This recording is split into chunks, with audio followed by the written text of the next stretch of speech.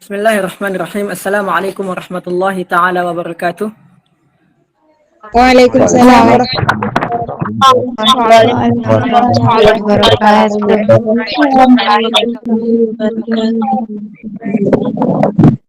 Alhamdulillah nahmaduhu wa nasta'inuhu wa nastaghfiruh wa na'udzu billahi min syururi anfusina wa min sayyiati a'malina. May yahdihillahu fala mudilla lahu wa may yudlil fala hadiyalah. Asyhadu an la ilaha illallah wahdahu la syarikalah wa asyhadu anna Muhammadan 'abduhu wa rasuluhu la nabiyya ba'dah. Pertama-tama dan yang paling utama, marilah kita panjatkan atas kehadirat ilahi Rabbi kita, atas karunia-Nya kita dapat berkumpul, kita dapat bersilaturahmi, kita dapat berbagi ilmu di komunitas yang sangat mulia ini, yang penuh berkah ini. Dan juga salat dan salam kepada Rasulullah Sallallahu Alaihi Wasallam yang senantiasa kita selalu mencurahkan daripada salawat kita kepada beliau, yang selalu dengan berkat beliau kita semua dapat mengenal yang mana yang hak dan yang mana yang batil. Baik, teman-teman yang dirahmati oleh Allah Subhanahu wa taala. Pada malam yang penuh berkah ini, insya-Allah kita sama-sama di sini untuk sharing-sharing ilmu, berbagi ilmu kita sama-sama untuk kembali mengingatkan diri, muhasabah diri tentang tema yang akan kita kupas pada malam ini. Namun pada hakikatnya kita adalah hamba yang penuh dengan dosa, hamba yang selalu berbuat maksiat yang setiap detiknya tanpa kita sadari, kita selalu keluar daripada batas-batas yang telah Allah tetapkan. Makanya Nabi tidak pernah lupa untuk selalu beristighfar walaupun beliau adalah seorang yang tidak pernah berbuat dosa. Makanya sudah sepatutnya kita sebagai umat beliau, sebagai hambanya Allah, untuk selalu beristighfar, memohon ampun kepada Allah Subhanahu wa taala. Maka alangkah baiknya kita beristighfar sebelum mulai pengajian. Astaghfirullahalazim alladzi la ilaha illa huwal hayyul qayyum wa atubu ilaih. Astaghfirullahalazim الذي لا إله إلا هو الحي القيوم وأتوب إليه أستغفر الله العظيم الذي لا إله إلا هو الحي القيوم وأتوب إليه اللهم صل على سيدنا محمد وعلى آله وصحبه وسلم اللهم صل على سيدنا محمد وعلى آله وصحبه وسلم اللهم صل على سيدنا محمد وعلى آله وصحبه وسلم. Pertama saya ingin mengucapkan terima kasih kepada admin, para pengurus majelis ini. Semoga selalu dalam lindungan Allah, semoga selalu mendapat berkah daripada Allah Subhanahu wa taala, dan juga kepada seluruh teman-teman yang dari berbagai daerah di Indonesia yang dimana tujuan kita sama-sama kita untuk berhijrah, di mana kita bisa sama-sama saling beristiqomah di forum ini. Dengan adanya komunitas ini membawa kita mendekatkan diri kita kepada Allah Subhanahu wa taala. Baik, teman-teman yang dirahmati oleh Allah Subhanahu wa taala, tema kajian kita pada malam yaitu masih ada cinta dalam hati kita. Ada cinta di hatiku. Nah, berbahas mengenai cinta, suatu pembahasan yang sangat luar biasa, yang mana hampir setiap orang memilikinya. Apa itu cinta? Cinta ialah rasa suka yang mendalam, rasa sayang yang sangat kuat terhadap sesuatu. Apapun itu, mau terhadap harta kita, mau terhadap keluarga kita, orang tua kita, dan sebagainya. Tapi bagaimana kita sebagai mukmin sejati memposisikan makna cinta itu terhadap sesuatu? Jadi bagaimana kita menggunakan, memanfaatkan kata cinta tersebut, menerapkan dalam keseharian kita, itu berguna daripada makna cinta itu. Di mana letak cinta itu? Cinta itu letaknya di hati, dan dia akan berpengaruh lalu menggerakkan anggota tubuh untuk menampakkan cinta itu. Itu hakikat daripada cinta. Dia akan timbul di hati dan akan diproses di otak kita, lalu akan dari cinta tersebut akan menggerakkan daripada anggota kita untuk melakukan sesuatu. Nah, seberapa pentingnya arti cinta itu?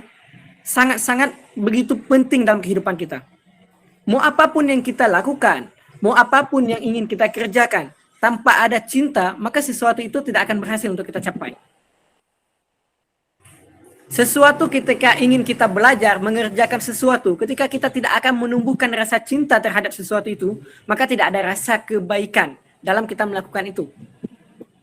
Cinta itu datangnya dari potensi karunia Allah kepada manusia. Cinta itu anugerah yang luar biasa yang Allah beri kepada kita, yang mana Nabi sangat menghargai, bahkan Nabi sangat memprioritaskan orang yang memang tumbuh rasa cinta dalam hatinya. Kenapa? Karena Ana minta maaf karena tempat Ana berbeda. Ini baru siap azan.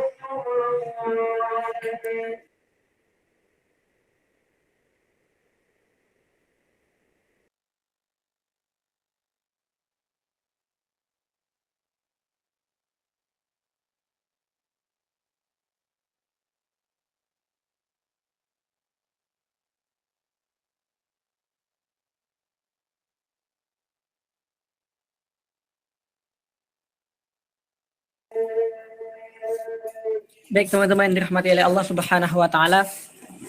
Jadi hakikatnya bahwa sesuatu yang ingin kita kerjakan, bahwa hakikatnya cinta itu bahkan berpisah. Dengan siapapun cinta itu bahkan berpisah.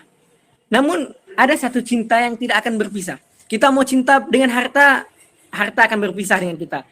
Kita cinta kepada pasangan kita, cinta akan berpisah. Kita cinta dengan keluarga kita, maka juga akan berpisah. Tetapi ada satu cinta yang tidak akan berpisah daripada hidup kita sampai mati kita.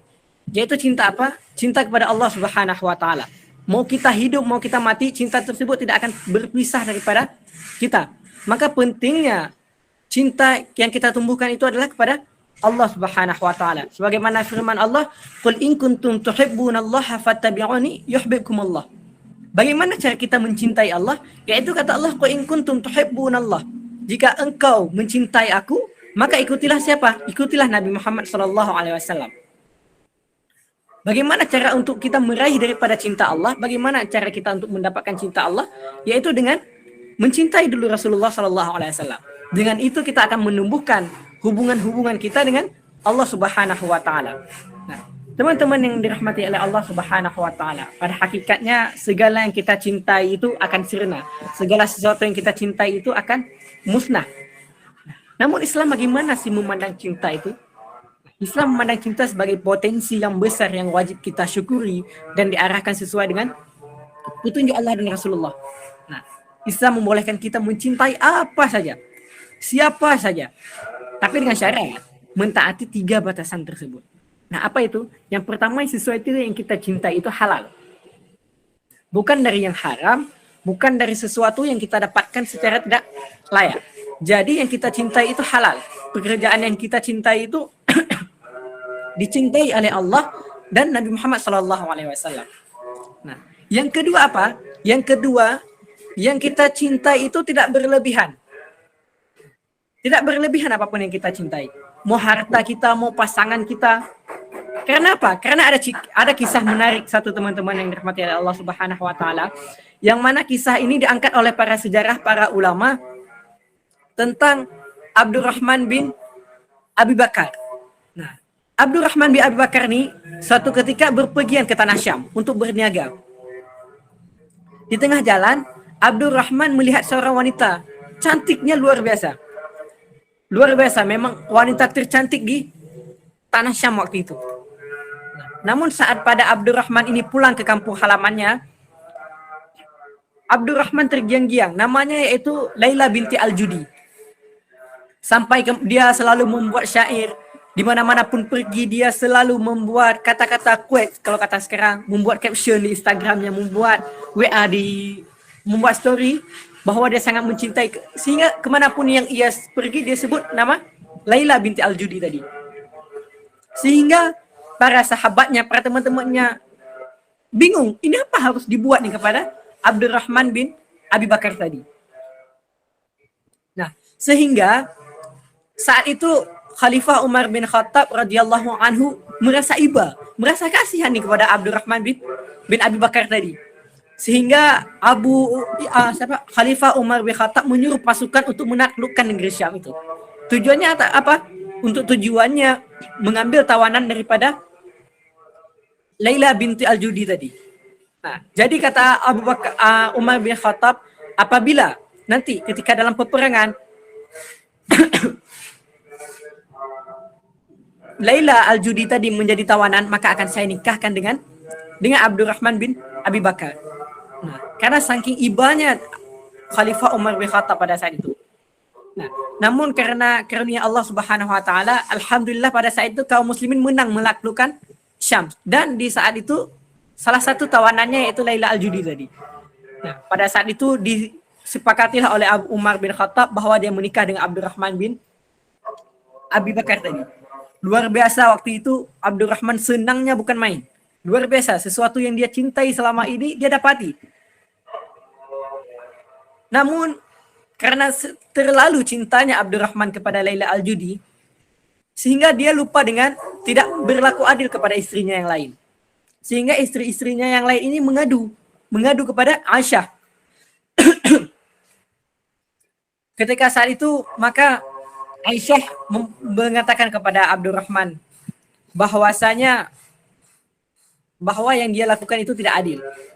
Maka jawaban Abdurrahman saat itu dikatakan, tidaklah engkau saksikan betapa indahnya giginya yang bagaikan biji delima. Dia masih memuji daripada Laila Al-Judi tadi, bahwa dia wanita tercantik daripada istri-istrinya yang lain, sehingga dia tidak berlaku adil. Namun pada suatu ketika Allah memberi ujian kepada Laila tadi. Laila ditimpa penyakit yang mana bibirnya itu jatuh. Nah, bibirnya jatuh sehingga giginya selalu nampak, nggak bisa ditutup lagi giginya dengan bibirnya itu. Pada saat itulah sirnanya daripada cinta Abdurrahman terhadap Laila. Sehingga Abdurrahman di saat itu tidak memperdulikan lagi daripada Laila tadi. Tidak mengepel lagi daripada Laila tadi. Sehingga Laila mengadu lagi kepada Aisyah. Maka kata Aisyah, jika engkau tidak sanggup berlaku adil, maka pulanglah Laila. Maka dibawa pulanglah Laila kembali ke tanah Syam, kembali kepada orang tuanya. Dan bayangkan bagaimana hancurnya hati Laila pada saat itu. Ketika selama ini dia cintai, namun dia khinati begitu saja ketika apa? Ketika rupa Allah ubah, ketika fisik Allah ubah. Makanya jangan melihat sesuatu daripada fisiknya. Jangan melihat sesuatu mencintai seseorang karena hartanya. Semua itu akan punah. Semua itu akan punah. Semua itu akan binasa. Tapi yang tidak binasa apa? Yaitu cinta kepada Allah Subhanahu wa ta'ala. Maka perlu kita perhatikan bahwa cinta yang ada di dalam hati kita ini cinta kepada siapa? Cinta ke siapa yang sebetulnya dalam hakikat dalam hati kita? Apakah cinta kepada seseorang dan wanita yang selalu kita dambakan? Apakah cinta yang terlalu dalam kepada istri kita atau kepada suami kita, kepada anak kita? Kepada siapa? Perlu kita renungi bahwa cinta yang ada dalam hati kita itu cinta kepada siapa.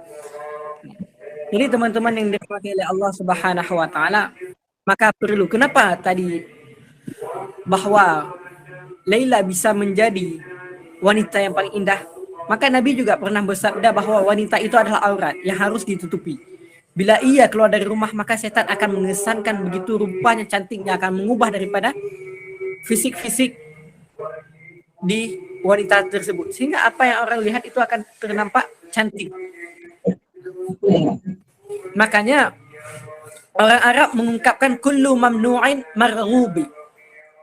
Setiap yang terlarang itu menarik. Nah, sesuatu yang Allah larang itu menarik. Kenapa?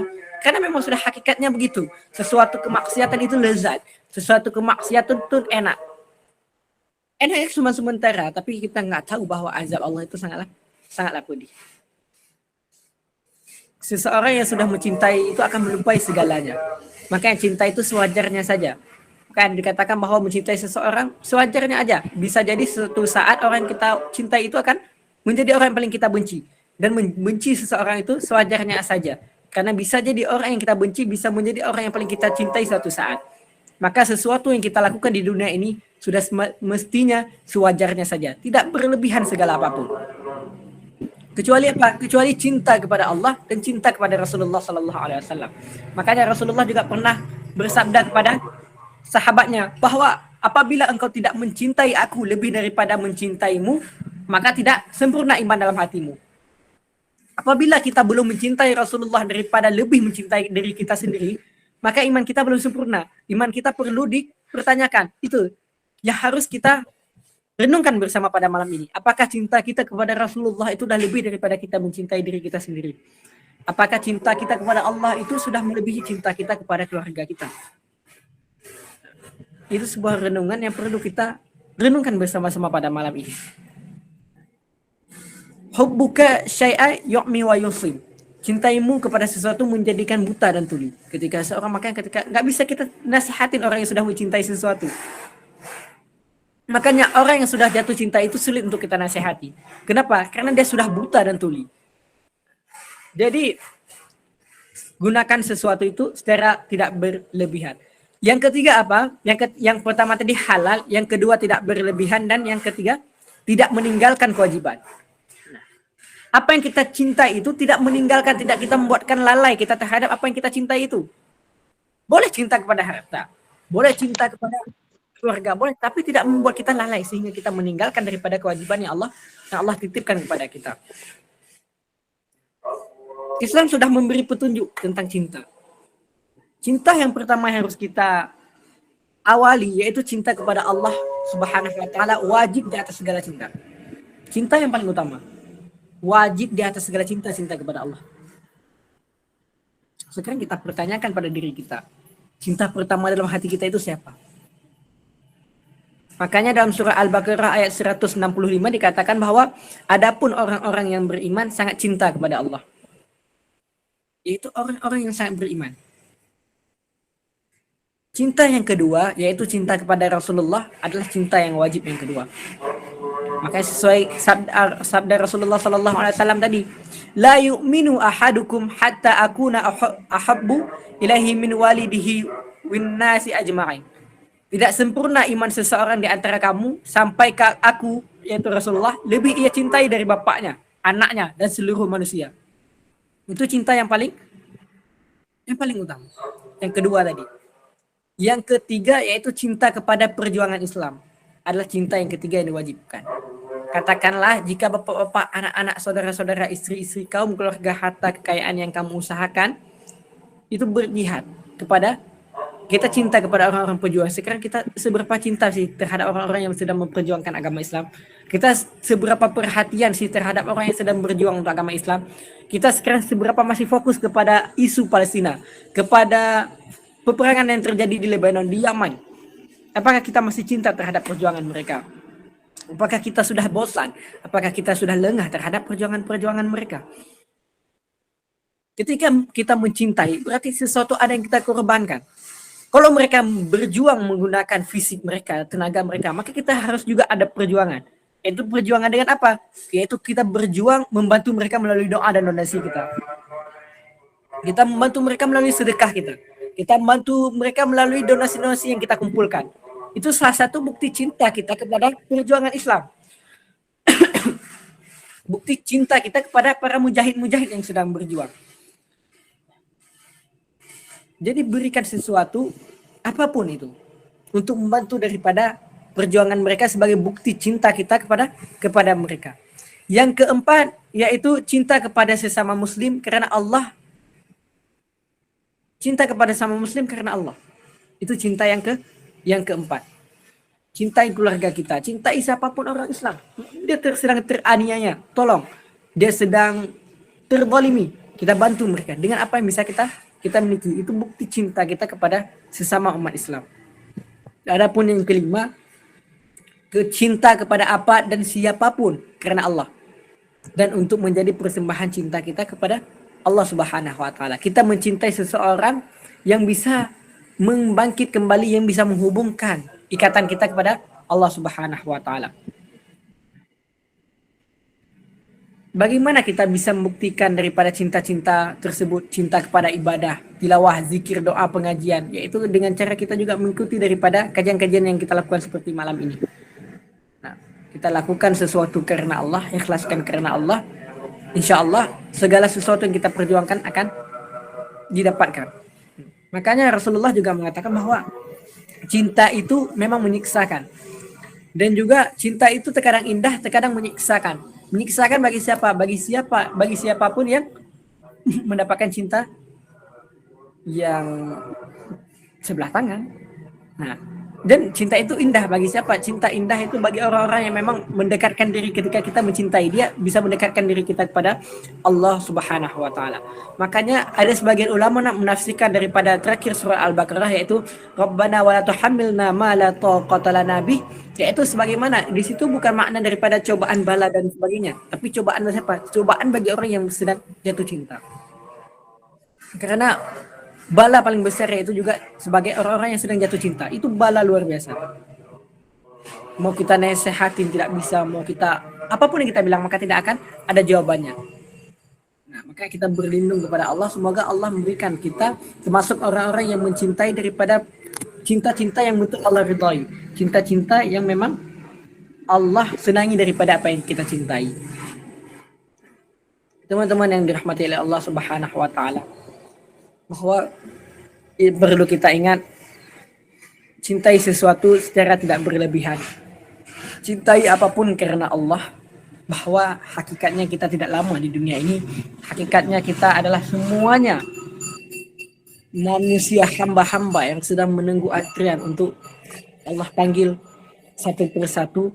Maka gunakan kesempatan yang telah Allah berikan di masa muda ini sebagai untuk pembangkit semangat dakwah kita, sebagai untuk pembangkit daripada jiwa-jiwa kita untuk terus berbuat taat kepada Allah Subhanahu wa taala. Cinta yang tumbuh karena iman, amal soleh dan akhlak yang mulia akan senantiasa bersemi. Tidak akan lekang karena sinar matahari dan tidak pernah pula luntur karena hujan, dan tidak akan putus walaupun ajal menjemput.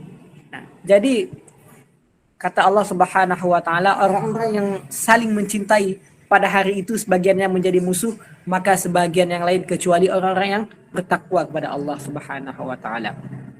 Jadi teman-teman, cintailah kekasihmu karena iman, amal soleh serta akhlaknya. Agar cinta itu kenapa? Abadi. Tidakkah kita menambahkan cinta yang senantiasa menghiasi diri kita? Maksud lain kita adalah hakikatnya cinta kepada Allah Subhanahu wa taala. Nah, jadi teman-teman yang dirahmati oleh Allah Subhanahu wa taala, mungkin itulah daripada makna-makna cinta yang perlu kita resapi, yang perlu kita renungi, bahwa menjadi sebagai bahan muhasabah bagi kita, bahwa cinta yang ada kita di dalam hati kita ini cinta kepada siapa? Apakah cinta kepada seseorang yang belum pasti punya kita, belum pasti dia takdir kita, belum pasti dia jodoh kita, atau cinta yang tumbuh dalam hati kita ini untuk Allah atau kepada Rasulullah Sallallahu Alaihi Wasallam. Jika Anda ingin melakukan sesuatu, maka cintailah sesuatu agar itu mudah dan ikhlas untuk kita lakukan. Karena ketika kita sudah mencintai sesuatu, maka kita akan melakukan sesuatu ikhlas, kita akan melakukan sesuatu dengan penuh rasa kesenangan. Jadi teman-teman yang dirahmati Allah Subhanahu wa taala, Allah Subhanahu wa taala telah memberikan banyak sekali anugerah, nikmat, rahmat yang Allah titipkan kepada kita. Salah satunya karunia cinta yang ada dalam hati kita. Maka cintai untuk menggunakan untuk mencintai Rasulullah, para sahabat, para keturunannya, dan para alim ulama, dan sesama kita di antara sini. Kita menjadi manusia yang sama-sama saling mengingati, sama-sama saling menasihati. Apa ada yang salah, kita sama-sama saling menegur, karena sebaik-baik mukmin itu adalah mukmin yang senantiasa memberikan nasihat kepada orang lain, yang akan mengajak sama-sama membimbing kepada ke surga. Apabila ada teman yang memang bisa menjadikan kita kembali dekat kepada Allah, maka jangan pernah kalian lepaskan dia. Gunakan teman-teman, kita pilih teman-teman kita dalam keseharian kita yang bisa menambah daripada cinta kita kepada Allah Subhanahu wa taala. Nah, mungkin teman-teman yang dirahmati oleh Allah Subhanahu wa taala, itulah yang dapat saya sampaikan. Lebih dan kurang saya mohon maaf. Akhirul kalam, wabillahi taufiq wa hidayah. Wassalamualaikum warahmatullahi wabarakatuh. Waalaikumsalam warahmatullahi wabarakatuh. Masya Allah, syukran kesiron kepada Ustadzina Al-Fadil, Ustadz Al-Mutazal. Semoga apa yang disampaikan beliau menjadi keberkahan bagi kita semua. Baik, acara selanjutnya yakni sesi tanya jawab. Pada hal ini, Anak akan memilih beberapa orang dari teman-teman kita yang sudah mengangkat tangan kepada Al-Mukarram, Al-Mahbubah, Ukhtina husnul khotimah. Tafadhal alaihi masykura untuk bertanya. Assalamualaikum warahmatullahi wabarakatuh. Perkenalkan, saya Husnul Fatimah dari Sumeneb. Afwan Ustadz mau bertanya, bagaimana hukumnya jika mengaku cinta Nabi tetapi tidak tahu sejarah kelahiran dan keturunan Nabi serta tidak pernah bersolawat, Ustadz? Sekian, Ustadz. Syukran. Assalamualaikum warahmatullahi wabarakatuh. Baik, Waalaikumsalam warahmatullahi wabarakatuh. Syukran atas pertanyaannya, Mas Nur. Insyaallah. Jadi gini, sesuatu yang kita cintai itu tentu akan tadi kita mengalir kepada otak kita lalu tergerakkan daripada anggota kita ketika kita mencintai sesuatu. Makanya ketika kita sudah mencintai, pasti ada sesuatu yang kita lakukan. Bukan hanya sekedar kita mencintai dalam ucapan saja. Nah, jadi banyak orang yang mengaku mencintai Nabi. Apakah kamu mencintai Nabi? Iya, jawabannya pasti semua hampir iya. Tidak ada yang menjawab tidak. Karena apa? Karena kita sebagai umat Islam dan sebagai umat Nabi Muhammad SAW. Namun bagaimana sih sebetulnya cinta kepada Nabi? Yaitu ada sesuatu yang dilakukan. Sesuatu yang tergerakkan daripada anggotanya. Bukan hanya ucapan cinta itu. Bagaimana daripada apa yang kita lakukan? Yang pertama yaitu selalu mencontohi daripada sunnah Rasulullah SAW. Dan tentu orang yang mengaku cinta Nabi itu selalu senantiasa bersalawat kepada Rasulullah SAW. Orang yang sudah mencintai Nabi, bagaimana ciri-cirinya? Yaitu dia senantiasa otomatis daripada kalamnya, daripada hatinya. Nah, jika hati kita belum otomatis teringat Nabi apa yang kita lakukan, maka hakikatnya kita belum mencintai Nabi. Maknanya apa gini? Apa yang kita lakukan? Kita makan, kita teringat Nabi, kita bersolawat. Ketika kita duduk, kita teringat bagaimana jalan duduknya Nabi, bagaimana sunnahnya Nabi, kita lalu bersolawat. Ketika kita minum, kita teringat sunnah Nabi bagaimana, lalu kita juga bersolawat kepada Rasulullah. Itu makna daripada kita sudah mencintai Nabi. Bukan hanya sekedar ucapan, tapi tidak ada kelakuan yang kita lakukan.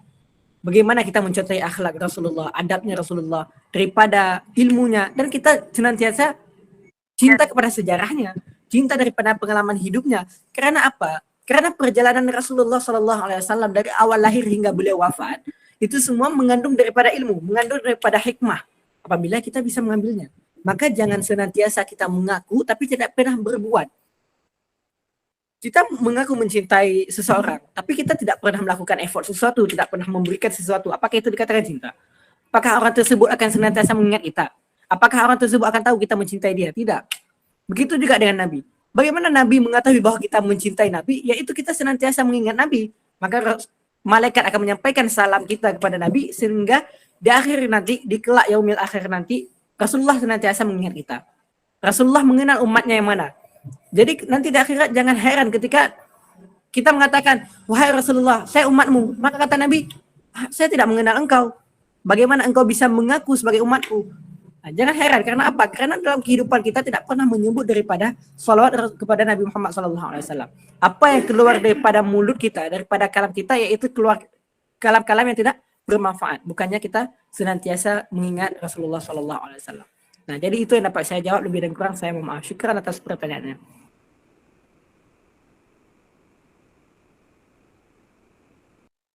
Insyaallah, syukran kepada Al-Mukarram Al-Mahbub Ustadz Khalil Al-Muntadhar. Baik, pertanyaan selanjutnya kepada Uktina Restu Sindiani. Fadhol untuk bertanya. Assalamualaikum warahmatullahi wabarakatuh. Waalaikumsalam warahmatullahi wabarakatuh. Perkenalkan, saya Restu Sindiani dari Serang, Banten. Ustadz, sebelumnya izin bertanya. Tadi antum membahas tentang cinta dan membahas kata jika kita mencintai seorang kekasih, maka cintailah sewajarnya saja. Dan ketika kita membenci musuh kita, maka bencilah sewajarnya saja. Bersikap sewajarnya saja. Tapi realitanya sebagai manusia, terutama kaum Hawa, itu sering terbawa emosi ketika moodnya dirusak. Bagaimana kita menghindari agar kita tidak memiliki sifat emosional yang berlebihan. Ketika emosi terhadap orang sampai kita marah-marah gitu. Agar kita ya bersifat sewajarnya gitu tuh. Menahan amarah itu bagaimana Ustaz? Cukup. Assalamualaikum warahmatullahi wabarakatuh. Waalaikumsalam warahmatullahi wabarakatuh. Sekarang atas pertanyaannya. Emang ini sesuatu hal yang hampir semua orang merasakannya. Yang mana kita terkadang susah banget untuk mengontrol emosi kita, susah banget untuk memaafin orang lain. Itu hal yang paling susah. Jadi, memang ada dari Abu Hurairah mengatakan bahwa ini disampaikan, cintai orang yang kau cintai dengan sewajarnya saja. Bisa jadi sesuatu hari dia menjadi orang yang paling kau benci, dan bencilah kepada orang yang kau benci sewajarnya saja. Bisa jadi orang yang kita benci itu suatu saat akan menjadi orang yang paling kita cintai. Namun pada realita kehidupan kita sangat sulit untuk memaafkan orang lain.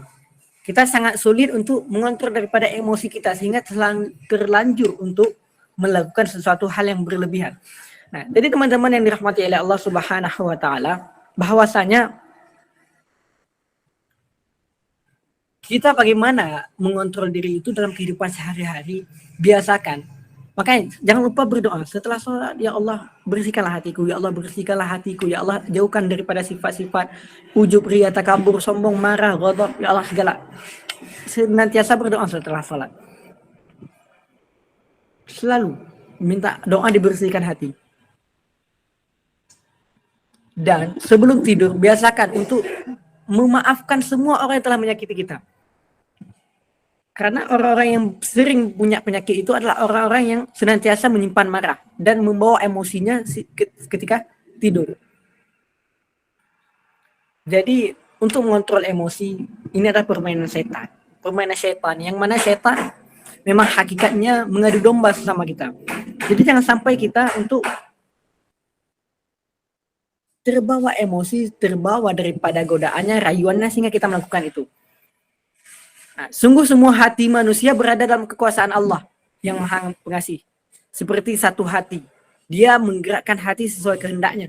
Nah, dalam hadis Nabi disebutkan begitu. Jadi itu yang pertama tadi doa. Dan sebelum tidur biasakan memaafkan orang lain. Dan apapun orang katakan, apapun orang yang bicarakan pada orang lain, biasakan melupakan hal-hal yang seperti itu.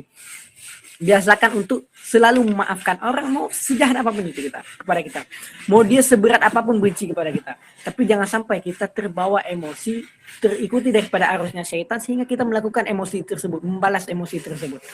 Nah, jadi biasakan kita untuk senantiasa tersenyum di hadapan siapapun, berjumpa dengan siapapun maupun dia telah menyakiti kita, biasakan tersenyum. Agar apa? Agar kita menghilangkan rasa dendam-dendam di hati kita, menghilangkan daripada rasa benci-benci di dalam hati kita. Nah, bahaya kali ketika kita membenci seseorang, bahaya kali kita mempunyai rasa dendam dalam hati kita. Sungguh luar biasa bahayanya. Jadi itulah teman-teman,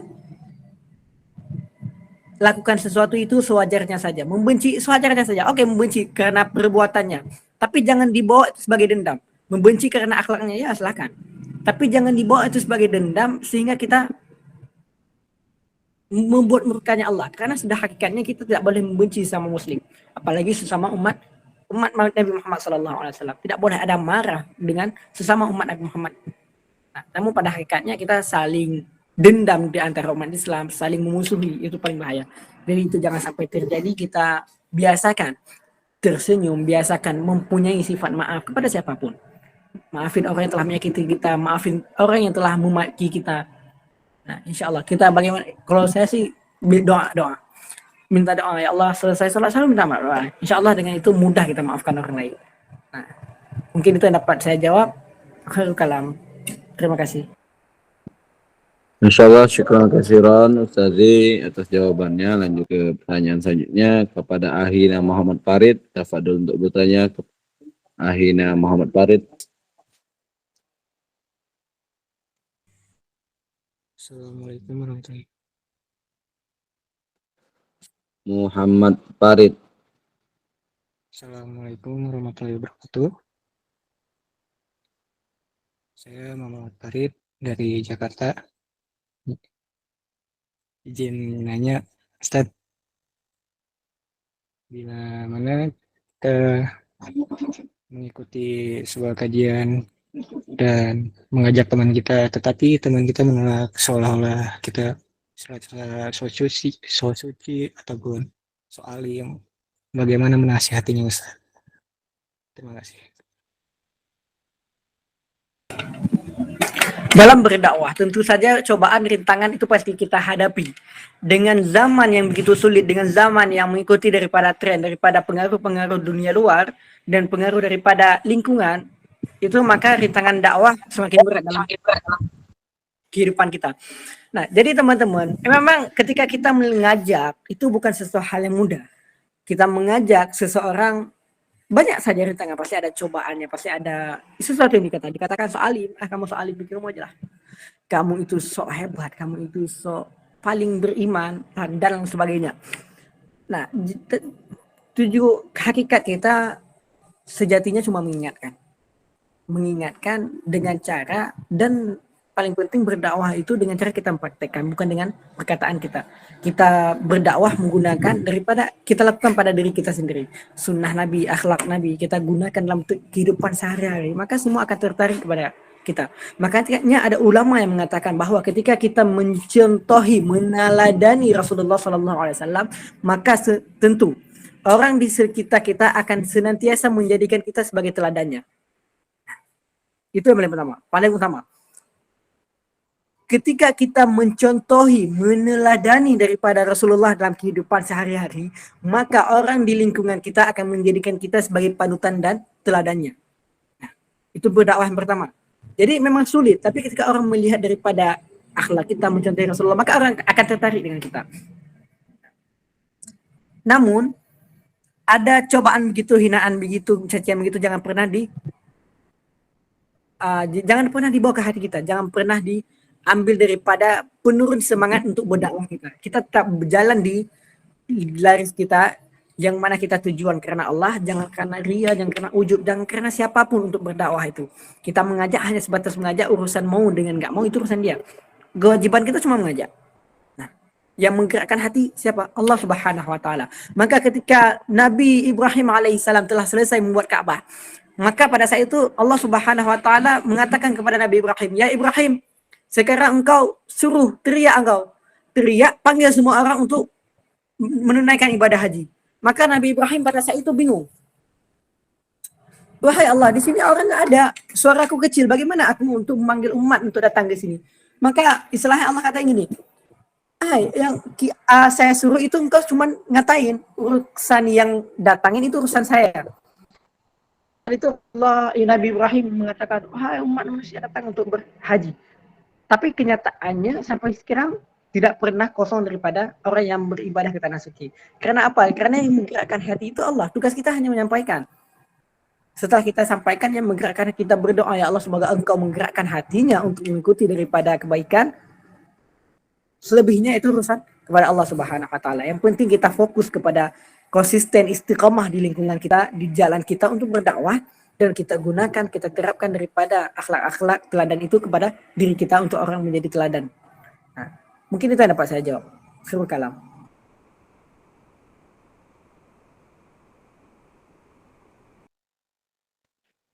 Insyaallah, syukran pada Ustaz Khalid Muntagar.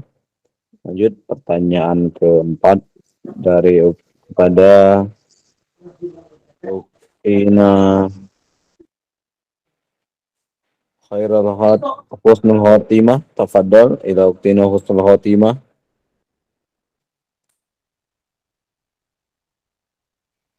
Baik, bismillahirrahmanirrahim. Assalamualaikum warahmatullahi wabarakatuh.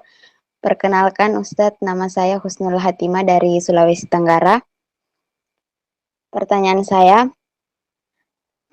minta pendapat kakak terlebih dahulu. Ada seorang laki-laki dan wanita. Nah, wanita ini sudah kenal lama dengan si lelaki. Terus si wanita sering membantu si lelaki, sering mensupport si lelaki ini. Nah, ketika menikah tanpa disangka, ternyata si lelaki ini menikahi si wanita hanya karena nafsu. Terus dia menalak si wanita. Apakah etis seseorang yang kita bantu, yang kita support, namun dia seenaknya menolak kita begitu saja. Nah, pertanyaan saya, bagaimana hukumnya, Kak? Kemudian, apakah keduanya dapat dosa atau hanya si suami yang mendapatkan dosa? Syukron, Ustadz.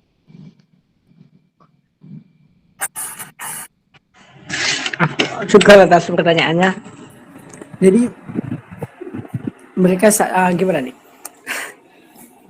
Si wanita ini mereka saling support, namun si suami tersebut menikahkan wanita itu hanya karena nafsu, gitu.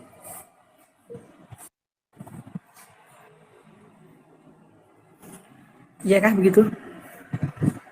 Iya Ustadz, naam.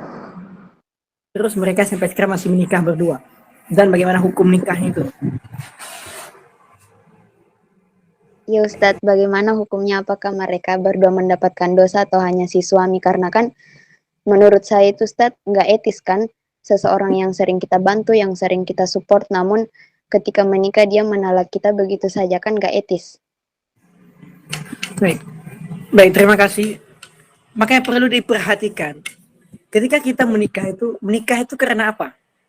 Ini perlu diperhatikan bagi siapapun. Apakah menikah kita karena keinginan, karena cantiknya, balik lagi yang kita cintai tadi. Apa karena hartanya, atau karena Allah cintai?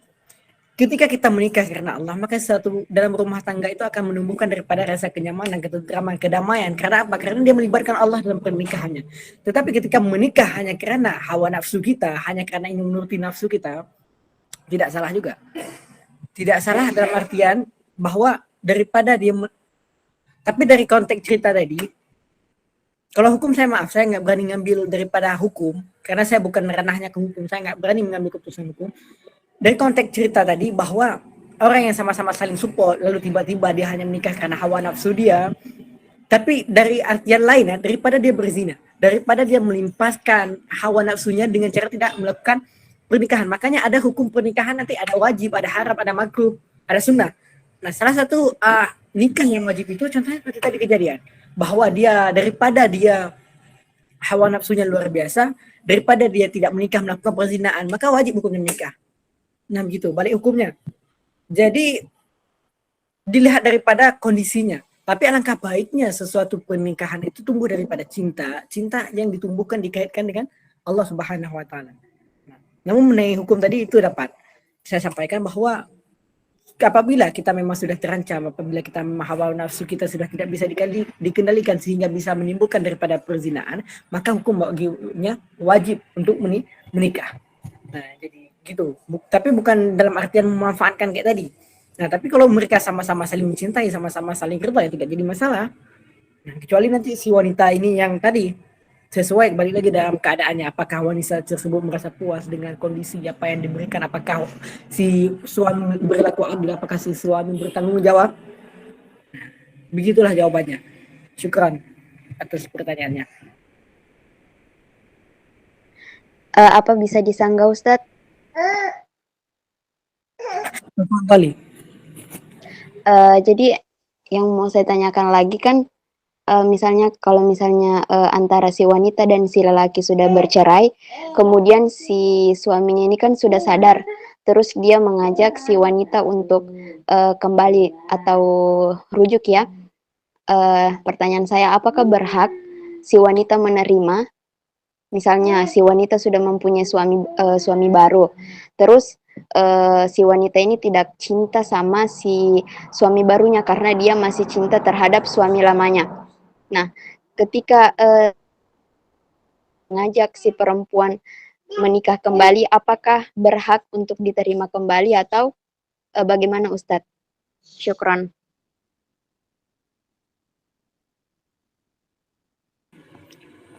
Pernikahan ini bukan sesuatu hal permainan, ibaratnya yang bisa dimainkan, bisa diatik-atik seperti catur. Pernikahan ini adalah ibadah yang suci, ibadah yang lama, ibadah yang paling lama maka dikatakan. Jadi kita perlu diperhatikan bahwa ini kayak tadi itu sudah masuk kepada permainan, bahwa kita ketika yang sudah kita lakukan maka cintai, bukan ketika misalnya kita mencintai sesuatu baru kita lakukan, iya, tapi ada sesuatu yang memang harus kita miliki dulu baru kita cintai. Walaupun kita nggak cinta, tapi ujungnya kan menumbuhkan rasa cinta. Dia sudah nikah sama, dia sudah memiliki barangnya lain, maka jangan pernah melihat barang yang lama. Tapi bagaimana, walaupun yang kita lakukan yaitu mencoba mencintai sesuatu itu yang baru. Walaupun kita pertama tidak suka, walaupun kita masih teringat barang yang lama, tapi berusaha untuk mencintai sesuatu yang baru tersebut. Nah, apalagi dalam perusahaan permasalahan pernikahan tadi, dia sudah melakukan perceraian, dia sudah melakukan hal-hal yang memang tidak diperbolehkan atau tidak memiliki ritual keduanya, tidak salah satu tidak menyenangkan, maka sudah sepantasnya untuk tidak kembali lagi.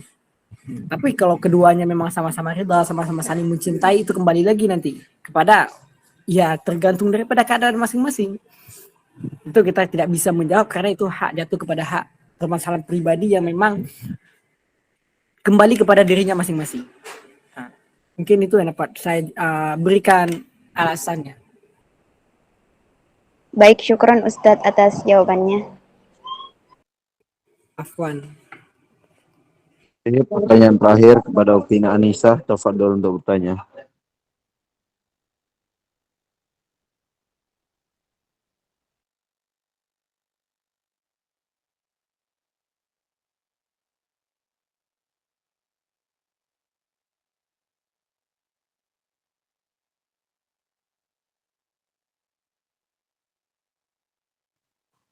Baik, kepada Oktina Rodia, tafadhol untuk bertanya, Rodia. Baik, Assalamualaikum warahmatullahi wabarakatuh. Nama saya Rodia, saya asal dari Jakarta. Ustaz, saya mau bertanya, jika saya mencintai seseorang dan saya selalu mendoakan orang tersebut, namun beberapa waktu saya melihat beliau memposting bersama perempuan lain, entah itu siapa dan saya tidak tahu. Namun hati saya cemburu, Ustadz. Cemburunya itu sakit gitu, Ustadz. Saya mau tanya, bagaimana mengatur hati saya agar tidak cemburu, Ustadz? Syukran, Ustadz. Memang kalau bahas cinta itu memang pertanyaannya ya gitu. Memang bahaya sedikit. Ya, jadi teman-teman yang dirahmati Allah Subhanahu wa taala, hakikatnya cinta itu tumbuh dari hati, cinta itu anugerah dari Allah Subhanahu wa taala. Namun apapun yang terjadi kita husnuzan aja kepada Allah Subhanahu wa taala. Jangan sampai kita menyalahkan Allah, jangan sampai kita menyalahkan daripada malahan doa yang kita lakukan tersebut. Husnuzannya bagaimana? Maka ada sebagian ulama mengatakan begini. Apabila sesuatu orang yang kita doain tiap malam, kita doain selalu untuk menjadi jodoh kita, maka yang perlu kita husnuzannya bagaimana? Bahwa ada orang yang berdoa kepada dia itu lebih banyak, sehingga doa kita bertarung di langit. Bertarung di langit sehingga doanya lebih menang. Itu cara husnuzannya para ulama. Jadi sesuatu yang sudah ditakdirkan untuk kita maka pasti akan menjadi milik kita. Sesuatu yang nggak ditakdirkan untuk kita maka pasti nggak bakal menjadi milik kita. Mau sehebat apapun kita berusaha, mau sehebat apapun kita berupaya, apabila memang bukan takdir kita, memang bukan jadi haknya kita. Jadi kita biasakan hati ini, diri kita itu berpasrah kepada Allah Subhanahu wa taala. Biasakan hati kita itu memang sudah betul-betul yakin kepada Allah. Makanya ada sesuatu hal yang lebih penting kita bahas, yaitu tentang yakin kepada Allah. Itu permasalahan yang sangat luar biasa. Maka itu kunci daripada segalanya. Ketika kita sudah yakin kepada Allah Subhanahu wa taala, kita tidak pernah takut apapun yang terjadi kepada kita. Segala sesuatu yang terjadi, maka akan mengambil hikmah daripada apa yang terjadi. Kita husnuzan kepada Allah, akan ada sesuatu yang lebih baik yang Allah titipkan kepada kita. Ada sesuatu yang lebih baik Allah persiapkan untuk kita. Jadi apapun yang terjadi, husnuzan kepada Allah, yakin kepada Allah. Masalah tadi, husnuzannya kayak gitu, bukan doanya yang salah, bukan Allah nggak terima doa kita, tetapi ada orang lain yang lebih banyak berdoa kepada kita. Toh walaupun dia sekarang memposting itu, apakah sudah pasti menjadi milik dia? Itu cuma sekedar seperti pertanyaan sebelumnya, sekarang hanya cuma hawa nafsu yang hanya sekedar terjadi sebentar saja. Namun hakikatnya pemenang sesungguhnya itulah doa. Namun apakah takdir bisa berubah? Maka kata Nabi Muhammad SAW, la yarudul qadar illa doa. Tidak ada yang bisa mengubah takdir qadar kecuali doa. Jadi nggak perlu takut, nggak perlu heran. Kalau memang sudah jodoh kita, kalau sudah takdir kita, maka pasti akan menjadi milik kita. Nah, maupun dia sehebat apapun dekat sekarang, kalau memang jodohnya kita, dia pasti akan berpisah dan Allah akan mempertemukan dia dengan kita. Wallahu a'lam. Itu yang dapat saya jawab. Insyaallah syukron pada Ustazina. Berakhir jawaban dari beliau, maka berakhir pula sesi tanya jawab kepada malam hari ini. Maka dari itu, acara selanjutnya ini doa kepada Al-Mukarram Al-Fadil Al-Ustazina Hadad Mutazar, tafadhal alaihi mashkura untuk mengkholifai doa ini.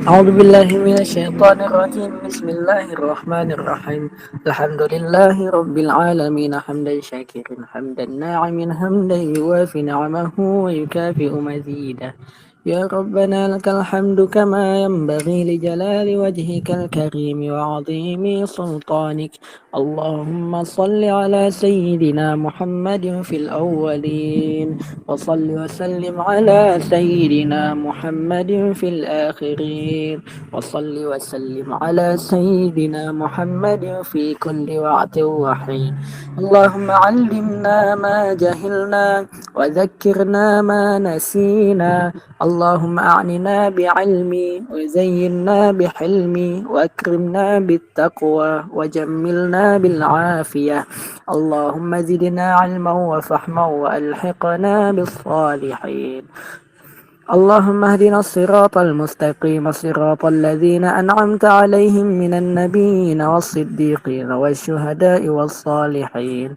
ربنا آتنا في الدنيا حسنة وفي الآخرة حسنة وقنا عذاب النار وصلى الله على سيدنا محمد وعلى آله وصحبه وبارك وسلم سبحان ربك رب العزة عما يصفون والسلام على المرسلين والحمد لله رب العالمين آمين رب العالمين.